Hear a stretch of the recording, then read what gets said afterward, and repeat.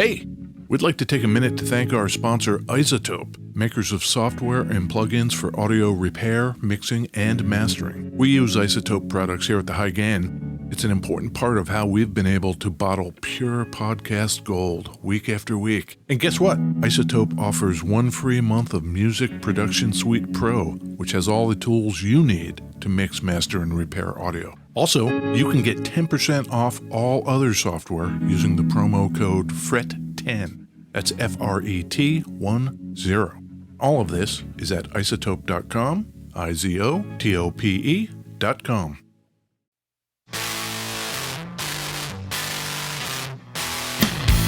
Hey, this is Ed Peterson. And this is John Kiltica, Ed. And this is the High Gain Podcast, John. The High Gain Podcast is here for you. Hey, are you in a basement? I'm in a secretly located bunker basement. In beautiful West Seattle? Don't tell everybody that. Yep. But yeah. It's overcast? Yes, it is. Not great right now. I have this thing where I keep looking at vacation stuff. I just want to go to the desert or just go to a beach. Then, I spend like 2 hours like, oh, I should totally go there. Let's see if the dates are available. And it's like, what am I doing? I'm never leaving this house, You have become extremely hermetic, I've noticed. Yeah. Ed, going outside? No. Not so much into it. Not into it at all. No. It's not because I don't want to. It's just because I'm not an a-hole. That's probably not true either. I am an a-hole. I just choose not to kill people or die myself. Gotcha. I actually went outside today. Yeah. I feel okay right now. Okay. I had to get the second half of my shingles vaccination.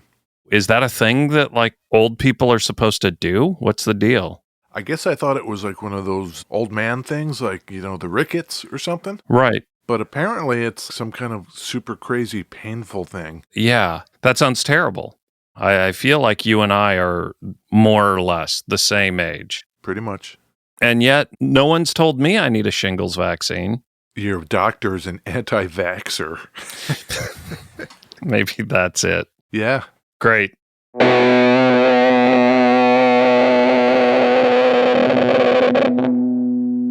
You feeling alright?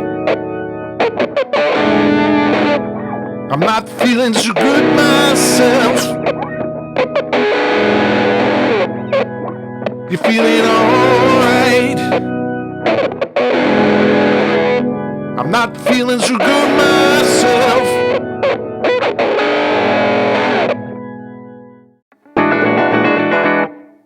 Beverages. Beverages, Ed. I know the song. I couldn't identify who sang it. That was by Traffic? Oh, okay. That was late 60s. Who was in Traffic? Steve Winwood? Oh. I don't know, some hippies. Okay, that's a Traffic song? Feeling all right? Okay. Written by Traffic member Dave Mason. Dave Mason, is that going to come up later? I don't know, maybe. Okay. Captain Spoiler.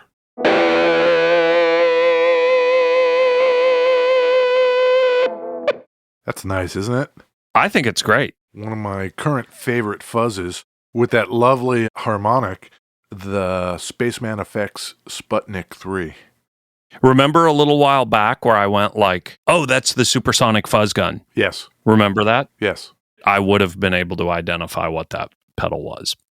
We had no conversation about it beforehand, but the second you started playing that song, I was like, oh, Spaceman. Yes. What are you drinking, John? What am I drinking, Ed? Today, Okay. I had the black coffee that I always have. And you know that lately I've been having those chocolate protein shake things. I know all about it. So I'm like, hey, I should pour some of this chocolate protein shake directly into my coffee. Sure. And make a chocolate protein shake coffee beverage. That's great. So I've got that. Yeah. But additionally, I've got an Earps original sarsaparilla. That's great. It's an orca beverage. How is it? Oh, I believe I mispronounced it. It's sarsaparilla. I gotcha. I know what you're saying. Mm-mm. That is not dissimilar from what I have. Are you ready? Yes. It's a Sioux City birch beer. Yeah, orca. And I got this from our good friend Galen. You got a listener beverage. A listener dropped off 2 beverages. Whoa. And, I would not say that this is like standard operating procedure exactly, but we have a Discord. Galen is on our Discord, and I knew he was in Seattle, so I'm like, swing by and I'll let you borrow a couple pedals of mine. And he came by and borrowed pedals. He gave me birch beers. It's not like every listener gets to borrow Eddie's pedals, but maybe they do. Other super fans who are looking to maybe move? Maybe you should just move to beautiful West Seattle. You can come be a part of the High Gain Circle of Trust. People have loaned us guitars. It feels like we should reciprocate. That's right.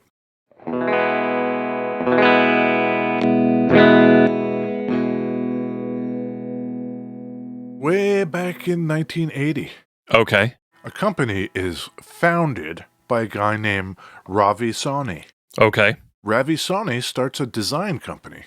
He is an industrial designer, and they design just about anything for anybody. Sure. Out of the gate, they have a hit. I don't know if you know about this, Ed. Go ahead. Hit me. 1985. Yeah. Boom. Home run. Was it a printer? It was not. What do you know about Teddy Ruxpin? Oh, my God. The toy bear? Yes. Did he make that? Yeah. Holy shit. They designed the animatronic bear thing. Wow. And the voice that came out of him was actually in 1985 a little tiny audio tape cassette that was built into the back of the thing. Every year when we were kids, there was the hot toy that you can't get. Every parent is scrambling to get this thing. Right. Over the last couple years, Nintendo Switches. This last Christmas, it was the new Xbox, new PlayStation. Teddy Ruxpin was the PlayStation 5 of 1985. Yeah. Yeah, that's wild. I don't know who they designed it for, but they designed it. Did they design the doll or the actual mechanics of it? The whole thing. Crazy. That bear ended up selling 20 million worldwide. Okay, I love this guitar. Finally, in 2005, they launched the RKS Guitar, which I am holding in my hand.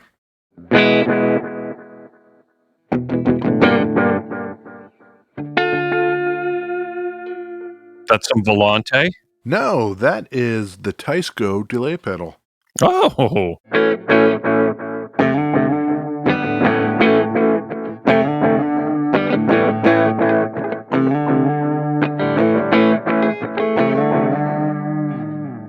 That's kind of nice.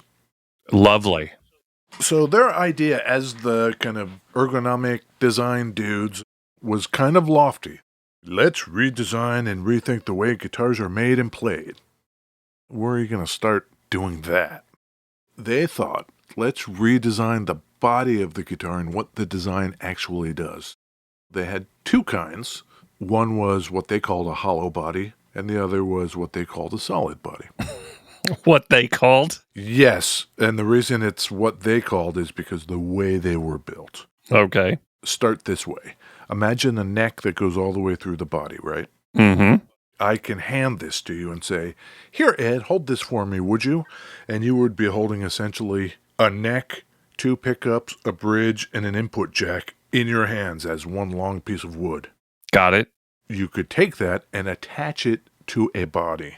For the hollow body, they made a skeleton shape that was covered with a semi-transparent material. You could see through to these kind of ribs. So all the resonance of this guitar went into those chambers, those hollow chambers on either side. Does that make sense? I'm looking at pictures of it just to sort of help me out, and it totally makes sense. I did not realize that it's actually screwed on, and you could buy another body and just screw it right onto that neck, right? That is absolutely right. In fact, they would go on eventually to sell blank replacement bodies. Yeah. So if you wanted to rattle can your own or paint your own, Yep. kind of cool, do your own thing. I'm looking at a listing on Reverb, and it's the guitar with a blank body. So you get both. You get the guitar and a whole separate body. And the body looks primer black, just a straight, flat black body. Ready to do your thing with? Yep. The sides don't fit exactly into the neck. So it's like, imagine you're looking at a guitar and you're looking from the headstock all the way down to the tailpiece. And on either side of that, somebody has routed a groove into the body. That's what this looks like. When I saw the guitar, like the initial pictures, I kind of thought it was almost like a chambering thing where they just removed from the top down a whole section of the body, but it's not that exactly. Yeah, I get it now. We're going to have to put a lot of pictures up because it's not the most intuitive thing to describe. I've got this thing on my lap. I can reach my hand into the chamber below the pickups or into the chamber above the pickups. If I do that, if I go below the pickups, I'm going to encounter two large knobs. They call these groove knobs, man. Hell yeah. These things are larger than your normal knobs. They have large grooves, and they're weighted. They're easy to find. One is volume, and I don't risk accidentally hitting it because it's inside that chamber. Yep. Of the sort of ideas with this guitar, Yeah. that one seems really, really good. I'm using the tips of my fingers to turn these knobs. Yeah. If they're surface mounted, you kind of use the heel of your hand sometimes. Yeah. That would be the only thing that you'd need to get used to, I suppose. Yeah. I'm going to take it back. You can kind of go from your pinky up to your palm, and you can go from 0 to 100 or 100 to 0 in one smooth motion. With this design, you'd probably have to go a couple times. I'm going to go from off to 10 on the volume. One swipe. Oh, okay. Maybe that's why they made the knob so big, so that would happen. Yep. In the top groove above the pickups, I have a 5-way pickup selector. And that's kind of interesting because that's pretty intuitive. I just stick my hand in there. I don't know if you can hear this sound. Hey, John. Yeah. What's that sound? Oh, yeah. That's the High Gain Hotline, Ed. Hold on. I'll get that. Hello, High Gain Podcast. This is John speaking. How may I help you? I was looking for the High Gain Podcast. Is this the right place? Or is this Home Depot? You got John and Ed, High Gain Podcast. Who's this? Hey guys, this is Dan from Spun Effects. Hey, Dan, what's up? Well, I wanted to just give you guys a heads up. I got this new pedal. Man. Really? What is it? The Litigator. It's an overdrive pedal. Is there a specific market that you're going for with the Litigator? I wonder. Well, I mean, you know, if somebody was maybe a guitar player and they were into, I don't know, the blues, and they also happen to find themselves working in a court or near one, that might be a specific person who wants this pedal. Probably not exclusively geared for that market, I imagine. Well, I hope not. Yeah. Let's not, limit ourselves here. No. I mean, this is a pedal for anyone, but, if you happen to play the blues and work as a lawyer. It's for you. Do you have one of these pedals, John? I actually have one, and it's on my board. I'm super ready to hear it. Okay. Let me just turn on this here pedal. Everything is set to 12 o'clock. Pretty crunchy.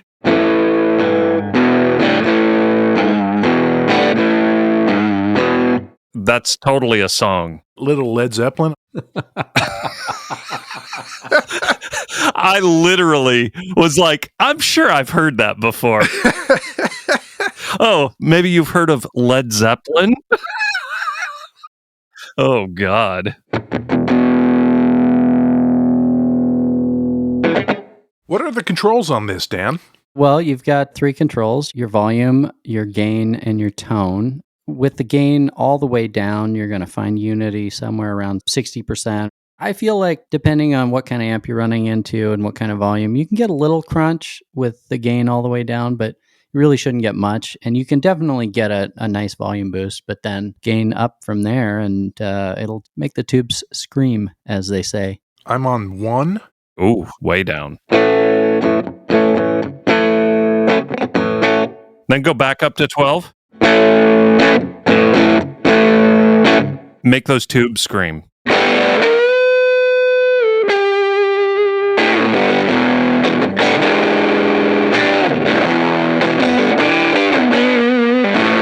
That's great. Why don't you crank that tone knob all the way clockwise, too? Okay.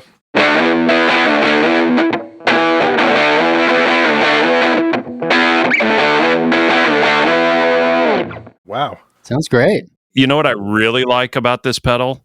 What's that? I mean, I really like the pedal. I also really like the art on it a lot. I'm so excited about the art. I worked with a Seattle artist who's actually also in a band called Snuff Redux. His name is Daniel Chesney. He and I had worked on this prototype before that never came to fruition. So then when I started thinking about this, I was like, let's get Lady Justice going, you know? Right. He really knocked it out of the park. I'm super thrilled. It's great because it's totally Lady Justice, but then in a suit. Yeah. Which is great. Right after John got the pedal, he pulled it open and immediately sent me a picture and is like, holy shit, check this out. It's amazing the way you laid it out, how it's super symmetrical. It's just so clean. There's some attention to detail there that I think is great. Thank you.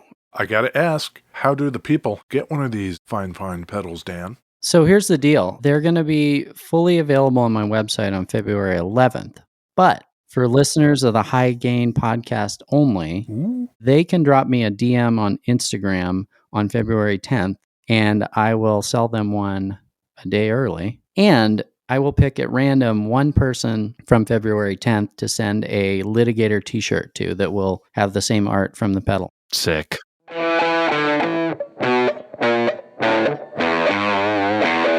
How much is the pedal? I'm going to sell the pedal for $135. $135. That's crazy. That's really good. I want to make my pedals accessible. You know, somebody should be able to buy it. Yeah.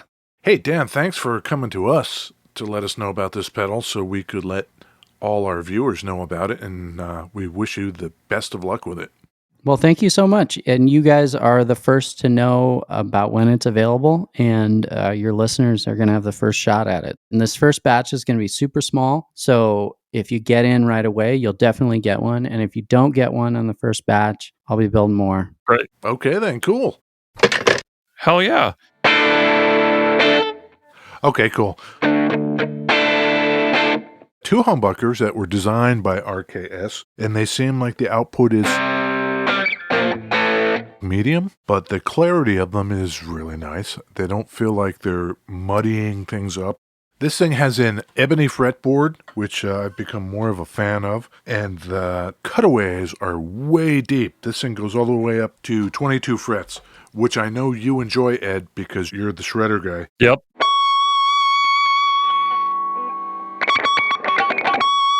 Hear that? I'm shredding. Oh, I hear it. Pretty good, huh? Not the worst. Not terrible.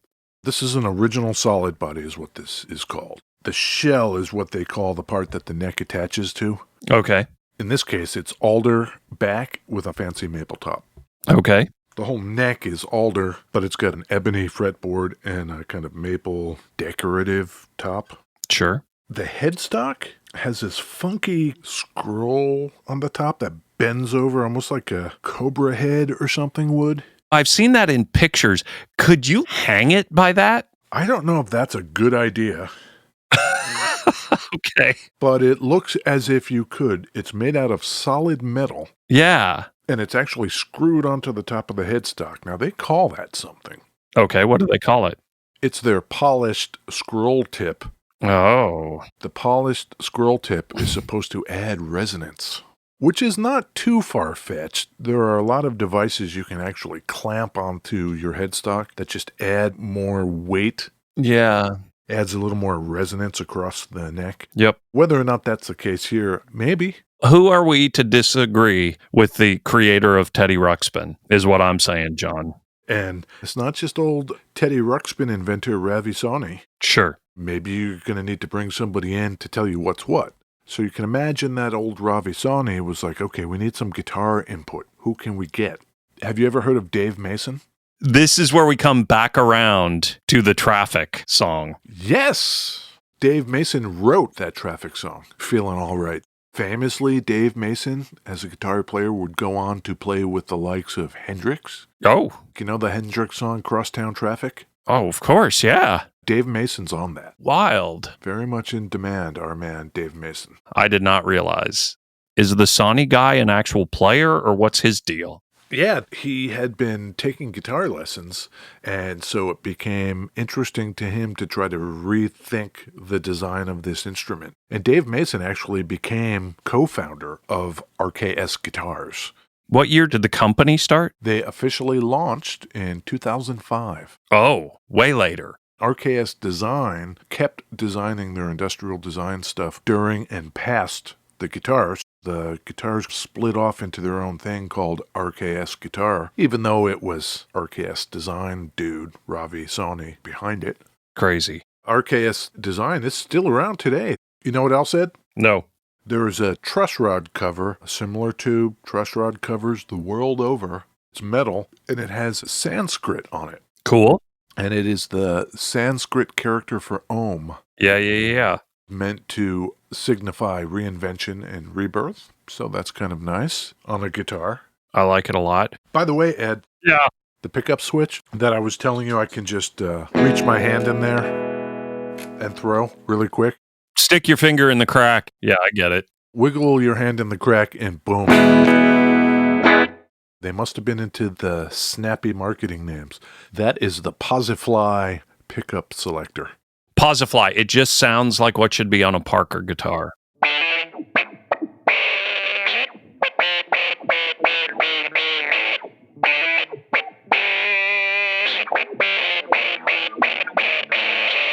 I found a PDF of the first catalog, in 2005. You know who played a RKS? Who? Rick Springfield. Hell yeah. Oh, man. Good enough for Rick Springfield. All right, then. Is there something else I need to know? Exactly. How much does this guitar weigh? It's pretty light. It's about 8 pounds. But I imagine the hollow body one that had just the lightweight ribs on it, Yeah. it's probably lighter, I guess. The big cutaways along the body just make me think like, ooh, that thing's got to be like featherweight. But no. Yeah, not really, I guess. How much do you think this thing was in 2005 when they came out?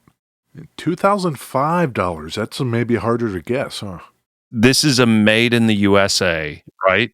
Yes. They started manufacturing in North Carolina, and then our man Ravi Soni wanted to bring it in closer to home. Okay. He was in Thousand Oaks, California, so they moved manufacturing over to Oxnard. Just going with our $2,000 thing, I kind of think it's less than that number. I'm going to go $1,499, $1,499.99. I am sorry to disappoint you, Ed. In $2,005, it was $2,500. Ooh. And I guess it had quite a buzz. In 2005, they were on the cover of Business Week. Huh. In today dollars, do you know how much that would be? $2,750? $33.12. Oh my God, what is with inflation? There's a red one, a red wave made in the USA on Reverb for $795. Yeah, that sounds about right, I suppose. They go up to $1,500, $1,700 for waves, which are the cheaper variant. If I was of a mind to want one, maybe the hollow body with the ribs, because the covering is translucent, so it's kind of cool to see the inside. Like I saw a picture where somebody shined a flashlight into the channels and the whole thing kind of lit up and glowed. Yeah.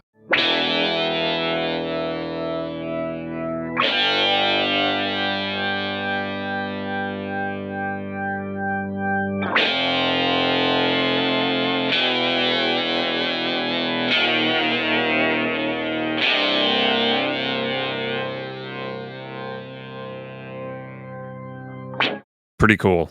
Is it a POG? Yes. The DRV Overdrive pedal that we love. Sure. Into the Recovery Effects Phantom Operator.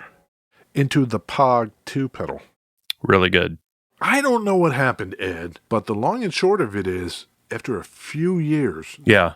2010, 2011 at the latest, they're gone. Huh. What about a 1 to 10 scale? John's gut. Throw it out there. 1 to 10. 8. What? Wow, an 8. You want to know why my gut says that? Yeah, I do. My gut is saying, right off the bat, what's it sound like? Sounds great. Bam, it's an 8. If now you tell me, open your eyes and look at it, my eyeball guts say like 2. But your initial 1 to 10, you immediately threw out an 8. Yeah, it's playable and it sounds great. God damn. Isn't that number 1? Can I even play anything on this? Yeah. Do you own a 10? Do I own a 10? Yes. I need to level set myself. Right. Okay, so that's an 8. I'm going to say my Abernathy is a 10. Wow. It is very specific to me, though. It has the wider neck for the people with the gigantor hands like me, so it's very comfortable on my hand. Yep. It has a Screamer Lawler Imperial pickups in it for people that play maybe more aggressively like me. Yep. It has an offset body, which I like already. A larger size offset body for the people like me that are bigger boned. Yep. It just really responds to how I play. Right. So yeah, that would be one. Okay. Maybe, John, Yes? what we should do is start really pimping out our Patreon, which you could join for very little a month, and you could get a bonus episode every week. Ooh. Patreon.com/thehighgain. Yes. Get in there. Not to mention that we are known to periodically send cool little thank yous and gifts, and Sure. we do that. Yeah. I think this was fantastic, Ed. I think we did a killer job. Are you kidding me? Yeah. Cool. Maybe go to Instagram, go to Twitter, go to Facebook. We're the High Gain on all those. Yes. We're the High Gain on Pinterest. We're the High Gain on LinkedIn. Yeah. We're the High Gain everywhere. Okay, then. Bye. See ya, Ed.